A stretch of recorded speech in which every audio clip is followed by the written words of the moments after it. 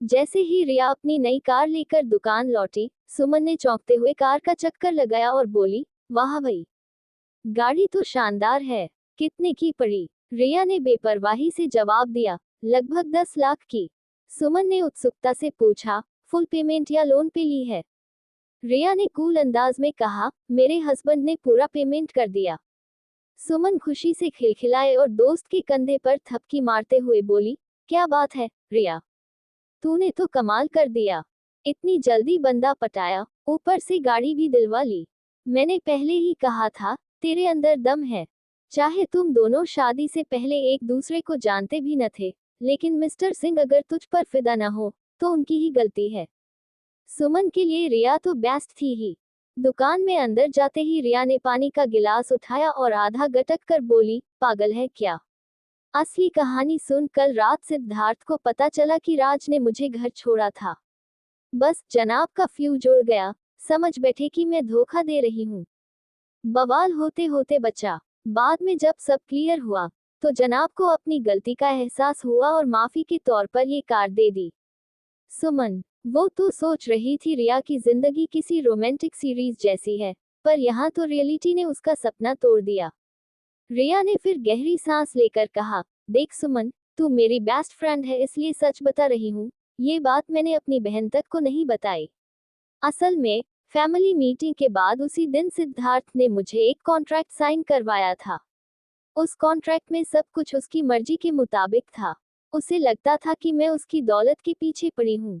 उसमें साफ लिखा था कि अगर अगले 6 महीने में हमारे बीच प्यार नहीं हुआ, तो हम आराम से अलग हो जाएंगे। डिवोर्स के बाद वो मुझे घर और कार की प्रॉपर्टी ट्रांसफर कर देगा। शायद उसके हिसाब से मेरी जवानी की कीमत यही थी। वो इस मामले में काफी जेनरस है। घर उसकी प्रॉपर्टी है, सब पेमेंट क्लियर है। मैं तो बस सामान लेकर उसमें रहने आ गई थी। मैं वैसे भी उसकी चीजें नहीं लेना चाहती, लेकिन जब उसने खुद शर्त रख दी, तो मैंने साइन कर दिया। पर सच कहूं, मैं कुछ नहीं लेने वाली। जिस तरह आए हूं, उसी तरह बिना कुछ लिए चली जाऊंगी। जब आज उसने कार दिलाई, तब भी मैंने कहा कि पैसे मैं दूंगी, पर जनाब को ये बात जरा भी पसंद नहीं आई और बिना कुछ बोले निकल गए। अब मुझे फर्क नहीं पड़ता, मैं पहले ही क्लियर कर दूंगी, वरना तलाक के वक्त बवाल मच जाएगा। सुमन, थोड़ी देर चुप रहने के बाद सुमन ने रिया के माथे पर हल्की सी चपत मारी और बोली, तेरे दिमाग में क्या चलता है रिया?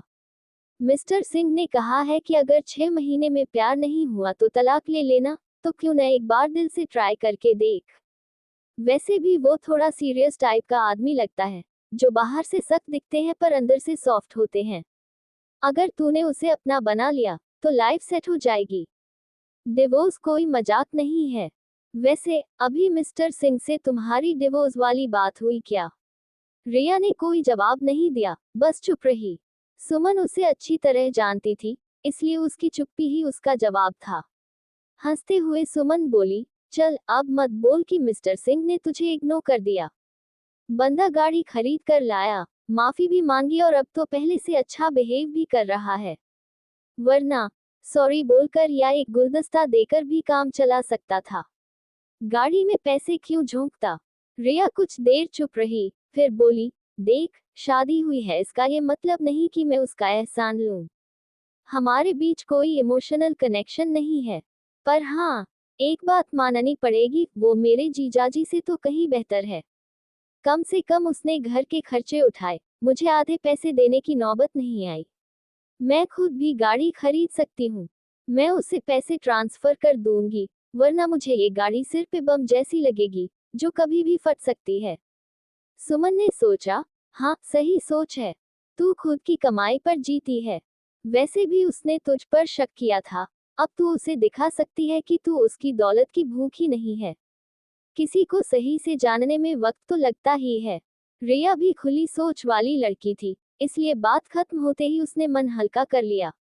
सिद्धार्थ का मूड पूरे दिन से खराब था, वो भी इतना खराब कि सिंह कॉर्पोरेशन में सबकी जान अटकी हुई थी। किसी को समझ नहीं आ रहा था कि आखिर बॉस का पारा किसने चढ़ा दिया।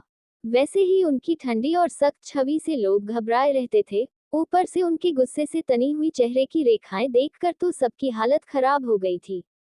यहाँ तक कि अजय और रोहन जैसे उनके करीबियों ने भी दूरी बनाए रखना ही बेहतर समझा।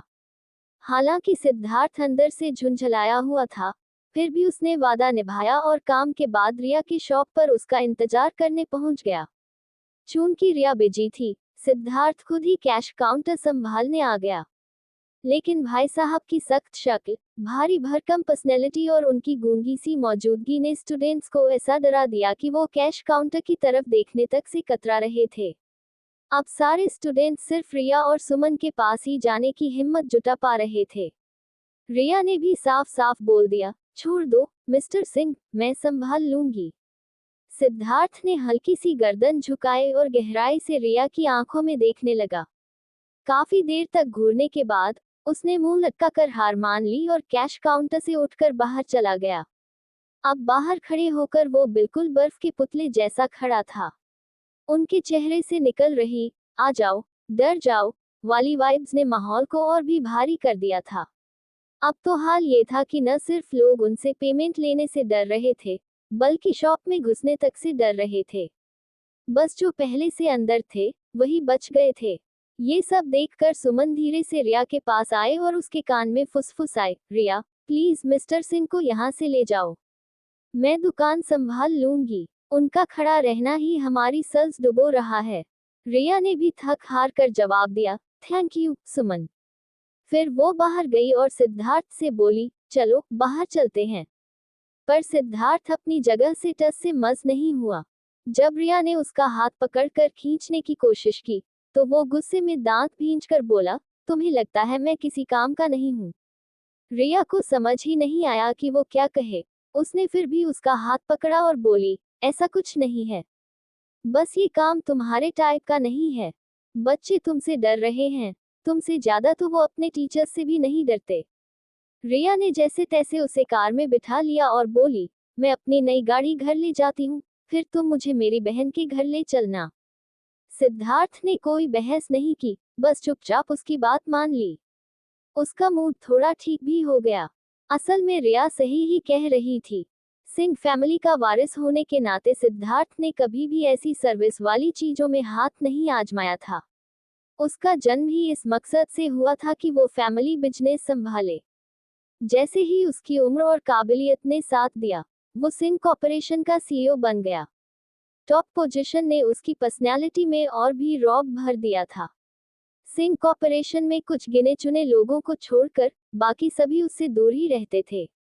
रिया ही थी जिसने शादी के वक्त उसकी इस सख्त छवि को इग्नोर किया और बिना घबराए उससे शादी के कागज साइन कर दिए।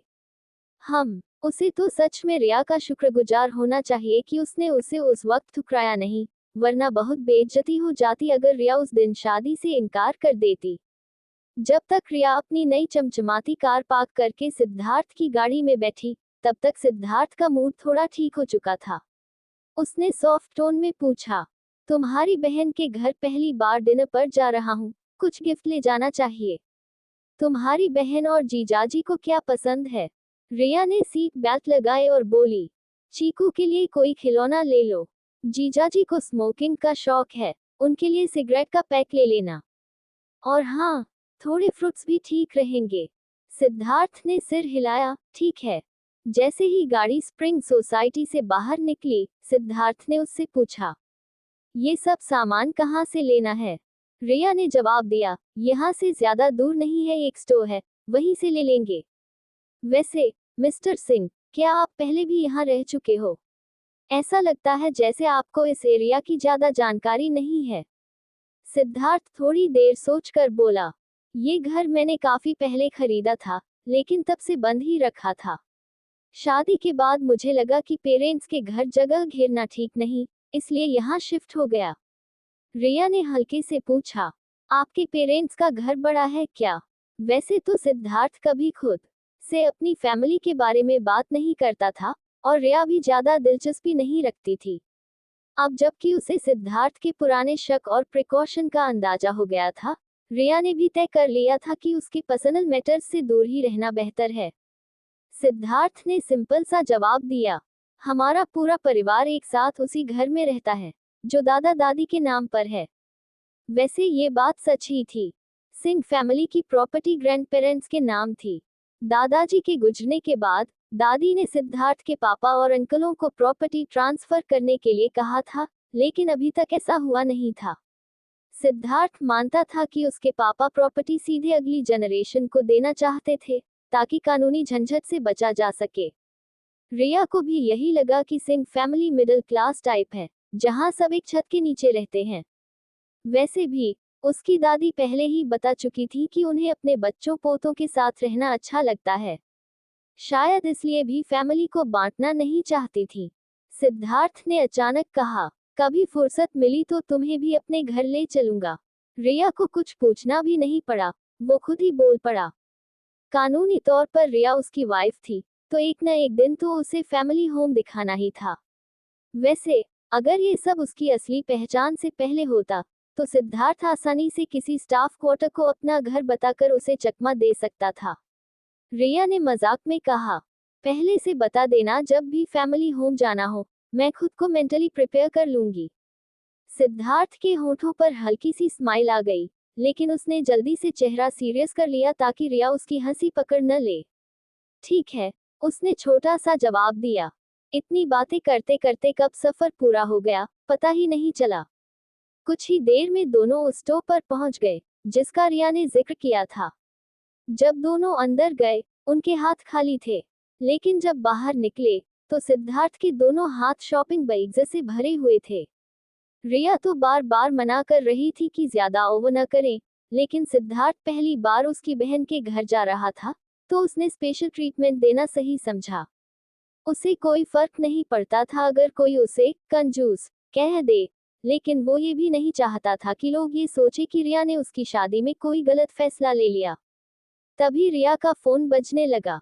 उसने सोचा कि शायद पूजा का कॉल होगा, लेकिन जब स्क्रीन देखी तो किसी अनजान नंबर का कॉल था। रिया के दिल में तुरंत डाउट आया कि ये विनय का कॉल होगा। उसने पहले ही अपने कजिन विनय का नंबर ब्लॉक कर रखा था। जैसे ही सिद्धार्थ शॉपिंग बैग्स कार में रखकर अंदर बैठा, उसने देखा कि रिया अपने फोन को घूर रही है। उसने पूछा, फोन उठाओगी नहीं? रिया ने धीमे से कहा, शायद मेरे वही पैसे के भूखे रिश्तेदार होंगे। सिद्धार्थ ने सीधे कहा, उठाओ फोन। जब तक बात नहीं करोगी, कैसे पता चलेगा? हमेशा भागती नहीं रह सकती। डरने की जरूरत नहीं है, मैं हूं न तुम्हारे साथ। उसके ये शब्द सुनते ही रिया के दिल में कुछ हलचल सी हुई। वो जानती थी कि सिद्धार्थ में कई कमियां थीं, लेकिन वो खुद भी कोई परफेक्ट नहीं थी। शादी के इतने कम वक्त में, बिना एक दूसरे को ठीक से जाने, सिद्धार्थ ने उसके लिए जो कुछ किया था, वो छोटी बात नहीं थी। सिद्धार्थ की ये बात सुनकर रिया के दिल में उसके लिए थोड़ी और इज्जत बढ़ गई। रिया ने गहरी सांस लेकर कॉल रिसीव कर लिया। फोन की दूसरी तरफ से एक भारी सी आवाज आई, रिया, मैं दादाजी बोल रहा हूँ। हालांकि रिया ने गांव के रिश्तेदारों से रिश्ता तोड़ लिया था, लेकिन इस आवाज को वो तुरंत पहचान गई। रिया ने बस एक ठंडी हूँ की और चुप रही, ये देखने के लिए कि अब क्या बोलते हैं। दादाजी शुरू हो गए, विनय ने दोपहर में तुझे कॉल किया था, बताया था कि तेरी दादी बीमार है और शहर के अस्पताल में भर्ती करानी है। तुझे डॉक्टर से अपॉइंटमेंट लेना था, पर तूने कुछ किया ही नहीं। हम इतनी दूर से आए और यहाँ आकर पता चला कि पहले फिर से टेस्ट कराने पड़ेंगे क्योंकि अपॉइंटमेंट नहीं है। तुम दोनों बहनें कहाँ रह रही हो? पिछली बार वाले पते पर गए थे, वहाँ पता चला कि तुम लोग कब से वहाँ से शिफ्ट हो गई हो। तुम्हें अपने घर वालों को पहले से बता कर जाना भी जरूरी नहीं लगा क्या? कोई इज्जत ही नहीं बची तुम्हारी फैमिली की नजरों में। अब देख, इतने सारे लोग हमारे साथ आए हैं, रहने का ठिकाना भी नहीं है। जल्दी से एड्रेस भेज, हमें 2 दिन तुम्हारे घर रुकना है। खाना भी बनाना शुरू कर दे, हम सबको भूख लगी है। अगर तुम्हें लगता है कि हम तुम्हारे घर आकर तुम्हें परेशान कर रहे हैं, तो पैसे भेज दे, हम होटल में रुक जाएंगे। रिया का गुस्सा सिर चढ़ने लगा, लेकिन उसने खुद को शांत रखते हुए सधा हुआ सवाल किया, कैसे आए हो आप लोग? बस से या फिर खुद की गाड़ी से? दूसरी तरफ से दादाजी बोले, तेरे कजिन्स अपनी गाड़ियां लेकर आए हैं, और हाँ, उनके पेट्रोल का खर्चा भी तुझे ही देना पड़ेगा, सफर में बहुत खर्चा हुआ है। रिया की हिम्मत जवाब दे गई, ओह, तो अब अपने लाडले बच्चों का खर्चा भी मुझसे निकलवाओगे। दूसरी तरफ दादाजी भड़क उठे। क्या बक रही है तू? लगता है शहर में रहकर अपने परिवार को भूल गई है। तेरी औकात क्या है जो अपने घर वालों को ऐसे ताना मार रही है? तू क्या समझती है, हम गरीब हैं, इसलिए हमें नीचा दिखाएगी? तेरे कजिन अशोक की तो साल में 1 करोड़ की कमाई है। रिया ने झट से कॉल काट दी। उसे पता था दादाजी का असली स्वभाव, बस अपने बच्चों की छोटी छोटी चीजों पर भी दुनिया भर में ढिंढोरा पीटना, बस अपनी शान दिखानी। अशोक करोड़ों कमाए या न कमाए, मगर दादाजी की बेशर्मी कम नहीं होती थी। उन्हें दूसरों की कमाई पर इतराना आता था, पर जब खुद खर्च करने की बारी आती, तो सीधे रिया की जेब पर नजर जाती। इतने अमीर बच्चे पोते होने के बाद भी दादाजी उसी से होटल का बिल और पेट्रोल का पैसा मांग रहे थे। क्या उन्होंने रिया को कोई एटीएम समझ रखा था? फोन करते ही दादाजी आग बबूला हो गए। गुस्से में तमतमाते हुए बोले, उस बदतमीज लड़की ने मेरा फोन काट दिया। विनय बोला, लगता है उसने मेरा नंबर पहले ही ब्लॉक कर दिया है। दादाजी चिल्लाए, क्या उसे लगता है कि फोन नहीं उठाएगी तो पैसे देने से बच जाएगी? तुझे पता है वो दोनों बहनें कहाँ काम करती हैं? उनको ढूंढ निकाल और खींच के लाकर खड़ा कर, ताकि दादी के इलाज का खर्चा वसूल सके। रहने खाने के भी पैसे लेने हैं उनसे, समझे? विनय ने सिर हिलाया, अभी नहीं पता, लेकिन मैं ऐसा इंतजाम करूंगा कि खुद ही हमारे पास आकर गिड़गिड़ाएं। उसकी आंखों में चालाकी और बदले की आग साफ दिख रही थी। उसने मन ही मन तय कर लिया था, इस बार दोनों बहनों को सबक सिखाकर ही रहेगा। रिया जानती थी कि उसके लालची रिश्तेदार इतनी आसानी से पीछा छोड़ने वाले नहीं थे। लेकिन राहत की बात यह थी कि उन लोगों को अब तक ये पता नहीं था कि वो दोनों बहनें शहर में कहाँ रहती थीं। शहर इतना बड़ा था, ऐसे में उनके लिए रिया और पूजा का ठिकाना ढूंढना इतना आसान भी नहीं था। इसलिए रिया ने इस बात को फिलहाल दिल से उतार दिया और सोचा कि आज अपनी बहन के घर अच्छे से डिनर एंजॉय करेगी। हालांकि सिद्धार्थ पूरे रास्ते शांत रहा, पर उसने ये मामला हल्के में नहीं लिया था। उसने पहले ही रोहन को कह दिया था कि रॉयस परिवार की पूरी डिटेल्स निकाल कर उसे फाइल तैयार करके दे। उसे यकीन था कि जल्द ही ये जानकारी उसके पास होगी। शाम होते होते दोनों पूजा के अपार्टमेंट पहुंचे। नीचे कूड़ा फेंकने आए पूजा से उनका सामना हो गया। रिया बहन को देखकर खुशी से दौड़ती हुई गई और बोली, दीदी। पूजा भी अपनी बहन को देख मुस्कुरा उठी। उसकी थकान जैसे पल भर में गायब हो गई। आ गई तू, रिया। सिद्धार्थ पीछे से कार से शॉपिंग बैग्स निकालते हुए आ रहा था। पूजा थोड़ा झेपते हुए बोली, अरे, हम तो अपने ही हैं, इतना सब लाने की क्या जरूरत थी? रिया हंसते हुए बोली, बस थोड़े से फल ही तो है, दीदी। सिद्धार्थ के इस अच्छे और सादगी भरे व्यवहार से पूजा का दिल जरा और पिघल गया। वो भले ही ज्यादा बातें ना करता हो, लेकिन उसके बर्ताव में ईमानदारी और केयरिंग नेचर साफ दिखता था। शायद रिया को अंदाजा भी नहीं था कि पूजा उसके पति के बारे में अब क्या सोचने लगी थी। रिया ने पूजा का हाथ पकड़कर पूछा, अमित घर आ गया क्या? और चीकू कहाँ है? पूजा बोली, अमित बस आता ही होगा। चीकू ऊपर है, मेरे सास ससुर भी आए हैं, वही उसे संभाल रहे हैं। मैं तो बस कूड़ा फेंकने नीचे आई थी।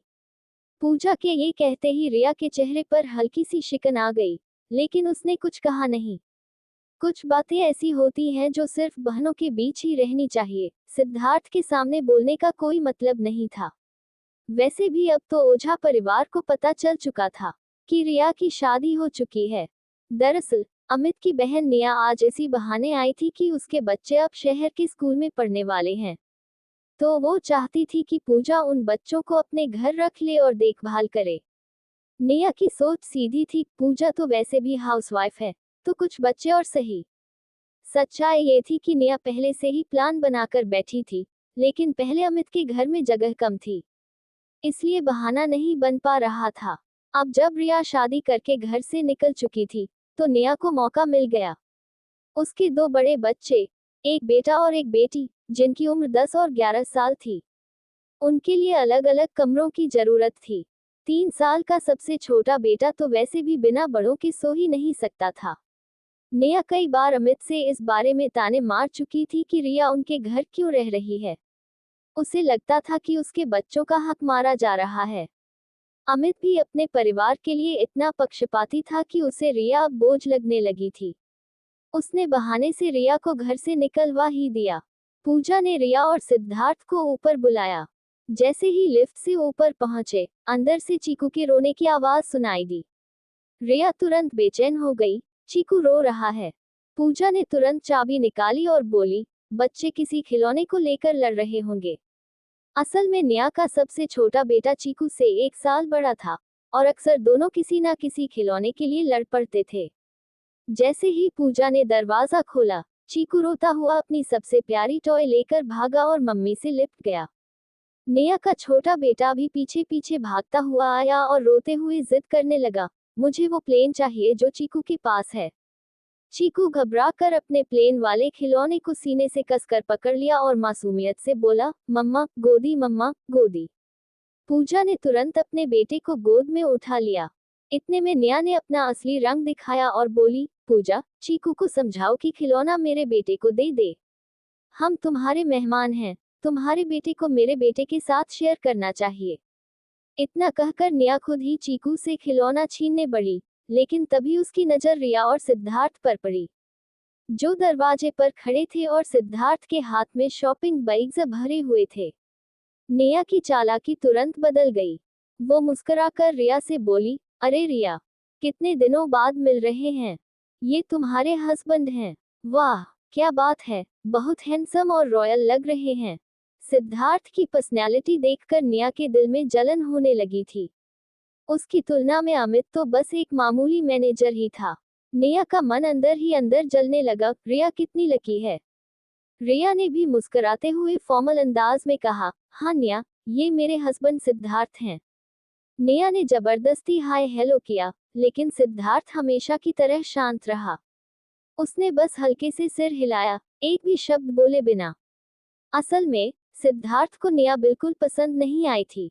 उसने अभी अभी देखा था कि नेहा किस तरह एक छोटे बच्चे से उसका खिलौना छीनने जा रही थी। चीकू, उसका भांजा, अपने कजिन से छोटा था। सबसे जरूरी बात, वो खिलौना चीकू का था, फिर क्यों चीकू अपना खिलौना किसी और को दे। सिद्धार्थ वैसे भी अपने लोगों के साथ कभी नाइंसाफी बर्दाश्त नहीं करता था। उसे चीकू बहुत प्यारा था और वो उसे किसी के सामने रोता डरता नहीं देख सकता था। पूजा ने रिया और सिद्धार्थ को अंदर बुला लिया। वहीं नेहा अपने बेटे को गोद में उठाकर चुप कराने लगी। उसका बेटा अब भी चीकू के खिलौने के लिए जिद कर रहा था। अमित के मम्मी पापा के चेहरे पर अब हंसी आ गई थी। रिया और सिद्धार्थ को गिफ्ट्स के साथ देखकर उनका व्यवहार भी एकदम बदल गया था।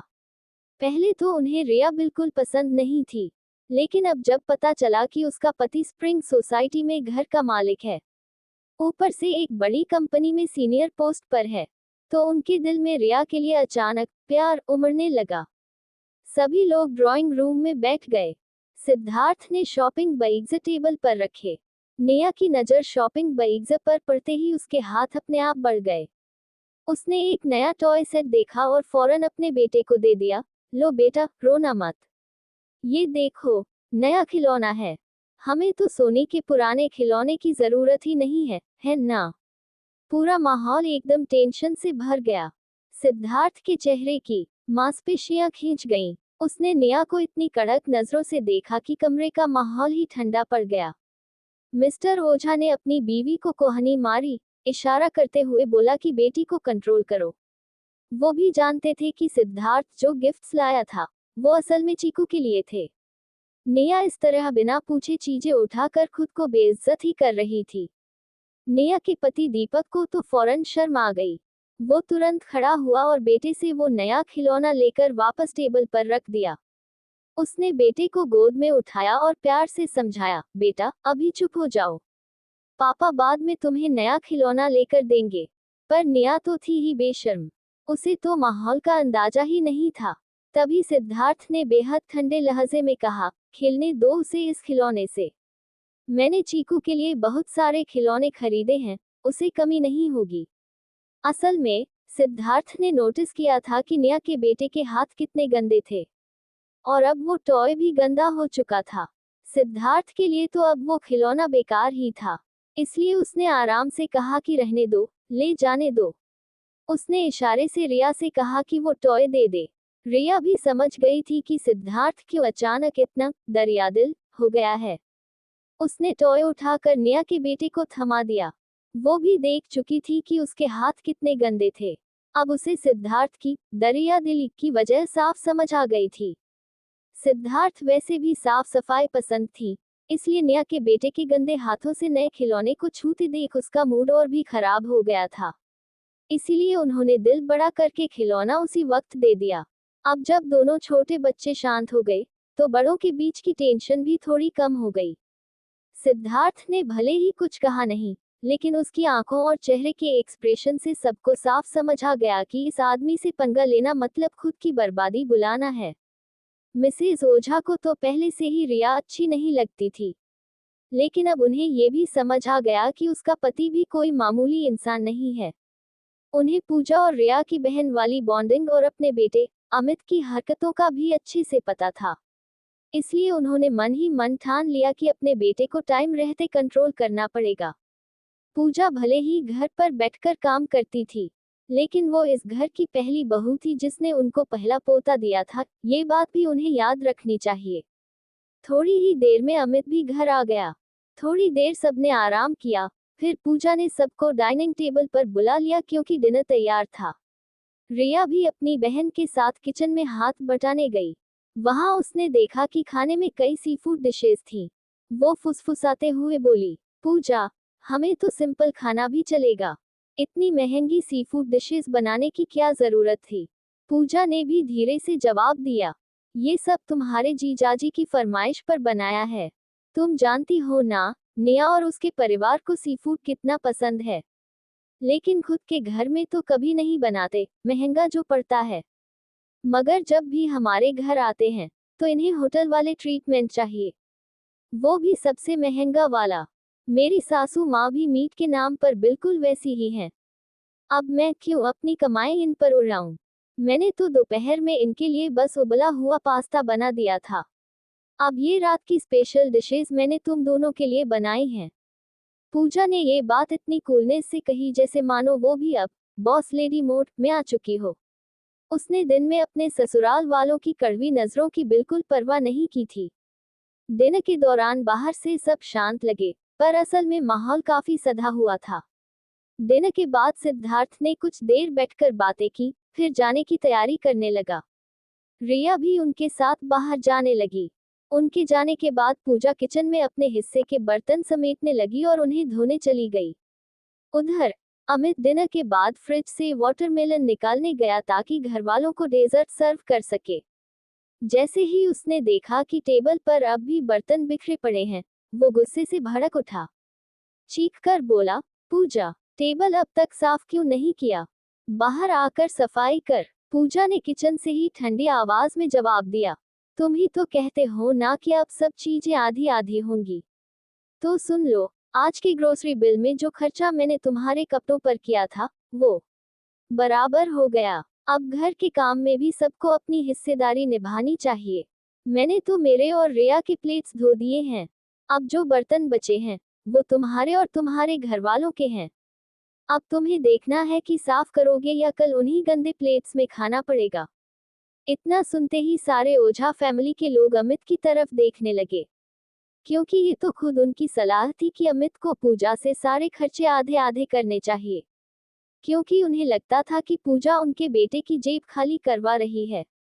अब जब पूजा ने घर के कामों में भी बराबरी का रोल सेट कर दिया, तो सबकी बोलती बंद हो गई।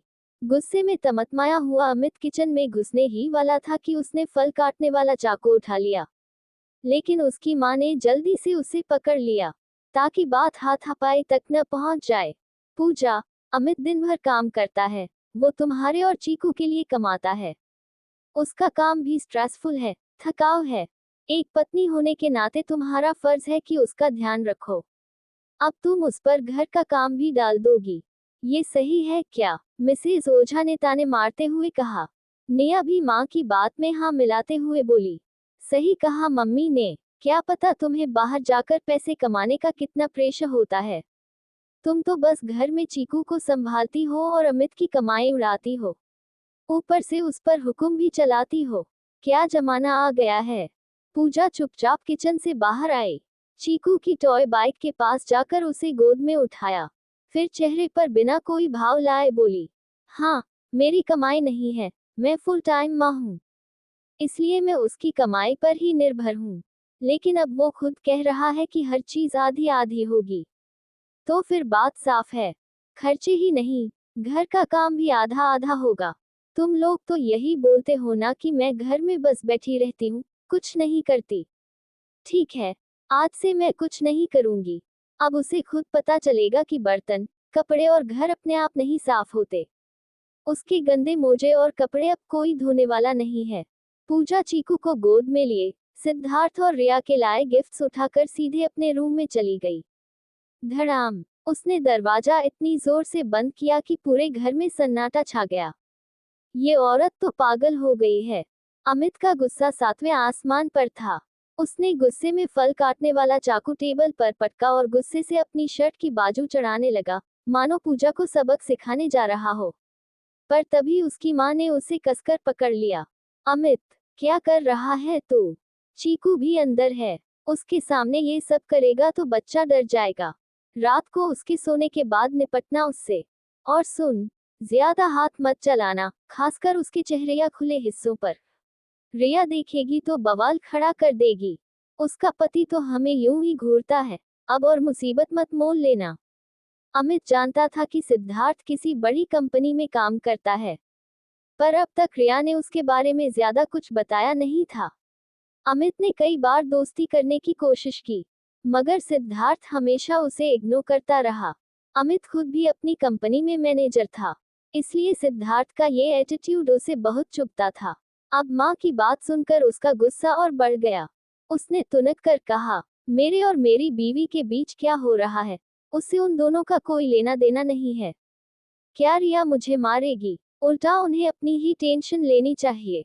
नेहा भी अपनी तिकड़म से आग में घी डालते हुए बोली, अमित, मम्मी बिल्कुल सही कह रही हैं। चीकू के सामने कुछ मत करना, लेकिन पूजा को सबक जरूर सिखा देना। तुमने उसके लिए कितना कुछ किया है, फिर भी उसे तुम्हारी कोई कद्र नहीं। ऊपर से वो तुमसे उम्मीद कर रही है कि तुम उसके घर के काम भी करो। मैं तो रोज अपने पति के पैर दबाती हूँ जब वो ऑफिस से थककर घर आता है। अरे, मर्द बाहर मेहनत करके पैसा कमाता है, औरत का फर्ज है कि घर को अच्छे से संभाले। पूजा जैसी बीवियां तो घर बर्बाद कर देती हैं। ऊपर से देखने में निया जैसे अपने भाई को शांत कर रही हो, लेकिन असल में वो जानबूझकर माहौल को और भड़का रही थी। वो चाहती थी कि अमित अभी के अभी पूजा पर हाथ उठा दे, पर चूंकि चीकू छोटा था और मम्मी ने भी उसे रोक दिया, अमित को फिलहाल गुस्सा पीकर रहना पड़ा। उसने गुस्से से कहा, जैसे ही सनी सोएगा, मैं इसका इलाज कर दूंगा। सुबह से शाम तक घर में बस सोती है, खाती है, और ऊपर से मुझे ऑर्डर देती है, बर्तन साफ करूं मैं। फिर उसने गुस्से में चाकू उठाया और वाटरमेलन काटने लगा। उसकी माँ ने निया से कहा, चल, जा डाइनिंग टेबल साफ कर। माँ बेटी ने टेबल क्लीन कर ली, फिर आकर सोफे पर बैठ गईं। नेहा ने वाटरमेलन का टुकड़ा उठाया और खाते हुए बोली, अमित, मेरी बेटी और बेटा अगले साल जूनियर हाई स्कूल जाएंगे।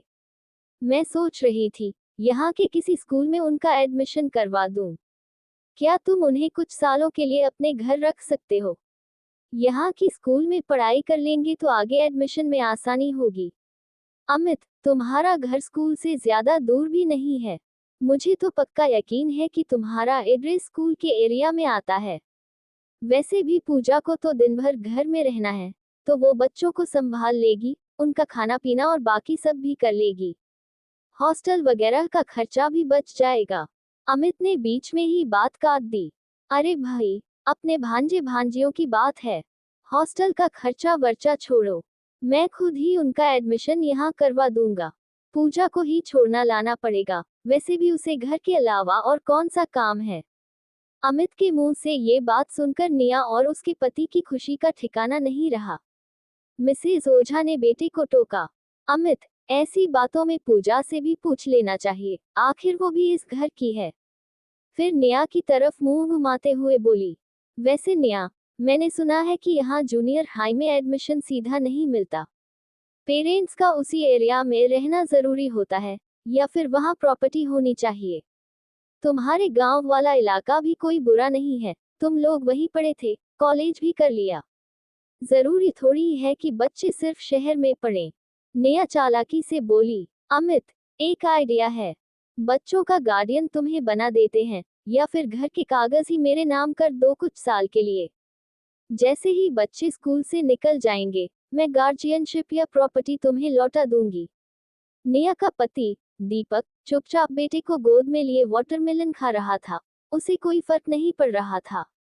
अमित तो वैसे ही जल्दबाज था, झट से हामी भर दी, लेकिन बोला, ठीक है, मैं पूजा से बात कर लूंगा।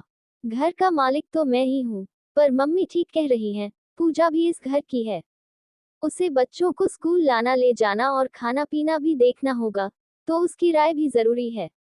मैं उसे समझा दूंगा, तुम्हें जवाब दे दूंगा। नेहा, चिंता मत कर। मैं खुद चाहता हूँ कि मेरे भांजे भांजियों को अच्छी स्कूल मिले। वाह भैया बहन का प्यार। अमित तो अपनी बहन पर जान छिड़क रहा था और अपनी फैमिली को ही सब कुछ मान रहा था। नेहा तो खुशी से फूली नहीं समा रही थी। फिर उसने हल्के फुल्के अंदाज में कहा, अमित, पूजा पर इतना गुस्सा मत किया करो, शादीशुदा जिंदगी में झगड़े तो होते ही रहते हैं। तुम दोनों कॉलेज टाइम से साथ हो और चीकू के लिए भी थोड़ा समझौता कर लो। देखो, अगर तुम दोनों में झगड़ा बढ़ गया तो मेरी प्लानिंग चौपट हो जाएगी। बच्चों का खाना पीना और स्कूल कौन देखेगा? नेहा बाहर से मासूम बन रही थी, लेकिन मन ही मन अपनी चाल चल चुकी थी। मिस्टर ओझा भी बीच में बोले, अमित, तुम्हारी बहन सही कह रही है। बीवी पर हाथ उठाना कोई मर्दानगी नहीं है, बैठकर शांति से बात करो। देखो, हम दोनों को सालों से शादीशुदा हैं, पर मैंने कभी तुम्हारी मम्मी पर हाथ नहीं उठाया। अमित भुना भुनाया, वो इसलिए क्योंकि मेरी मम्मी बेस्ट है। पूजा की तो बात ही अलग है, दिन ब दिन उसकी अकड़ बढ़ती जा रही है। ना खुद कुछ कमाती है, ना घर खर्च में मदद करती है, ऊपर से सोचती है कि वो बच्चे को संभाल कर मुझ पर एहसान कर रही है। मैंने तो बस खर्चे कंट्रोल करने के लिए आधा आधा करने की बात कही थी। ये आइडिया भी मम्मी और नेहा ने ही दिया था। अगर मैं ऐसा नहीं करता तो पूजा कभी नहीं समझती कि पैसे कमाने की कितनी मशक्कत है। अब तो हद ही कर दी, काम बांटने की बात कर रही है। अब उसे मैं दिखाऊंगा असली खेल।